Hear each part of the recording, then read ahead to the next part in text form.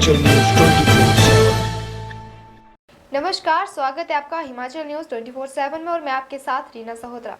उपमंडल घुमारवी के तहत आने वाली ग्राम पंचायत मोर सिंधी के गांव बछड़ी में श्रीमद् भागवत कथा के दूसरे दिन कथावाचक श्री प्रकाश चंद गर्गाचार्य जी ने गोकर्ण और धुंधकारी की कथा का रसपान कराया। कथावाचक ने कथा में बताया कि तुंगभद्रा नदी के तट पर आत्मदेव नामक एक व्यक्ति रहता था। उसकी पत्नी का नाम धुंधली था। वे झगड़ालू किस्म की थी। संतान न होने के कारण पति परेशान रहता था। बुढ़ापे में संतान का मुख देखने को नहीं मिलेगा तो पिंडदान कौन करेगा। वो आत्मदेव दुखी मन से आत्महत्या के लिए कुएं में कूदने वाला ही था। तभी एक ऋषि ने उसे बचा लिया।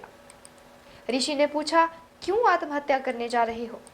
इसके बाद ऋषि की बात को सुनकर आत्मदेव ने कहा, ऋषिवर, मेरी एक भी संतान नहीं है। इसके अलावा मैंने गाय पाल रखी है। गाय की भी संतान नहीं है। इस कारण आत्महत्या करने का कदम उठाया। ये सुनकर ऋषि ने अपने थैले से एक फल निकालकर कहा कि तुम ये फल अपनी पत्नी को खिला देना। इससे एक संतान की प्राप्ति होगी। घर जाकर आत्मदेव ने फल अपनी पत्नी को खिला दिया, लेकिन पत्नी ने सोचा कि अगर गर्भवती वो हो गई तो 9 महीने तक कहीं आने जाने का मौका नहीं मिलेगा। अतः उसने फल को नहीं खाया। एक दिन उसकी बहन घर आई। उसने सभी किस्सा बहन को सुनाया।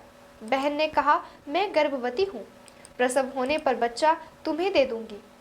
तुम ये फल गाय को खिला दो। आत्मदेव की पत्नी ने अपनी बहन की बात में आकर फल गाय को खिला दिया।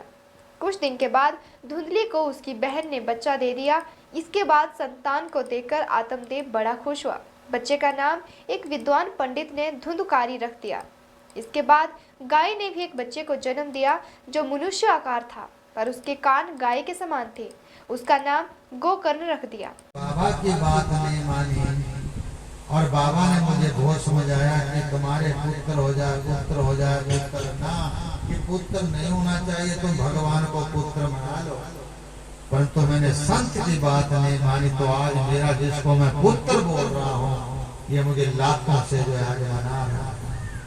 और रोता रोता कहाँ चला गया आत्मदेव? गौ पुत्र के पास, गोकर्ण के पास रोने लगा। तो उसने बड़ी सुंदर बात बोली। गोकर्ण ने बोलो, राधे राधे।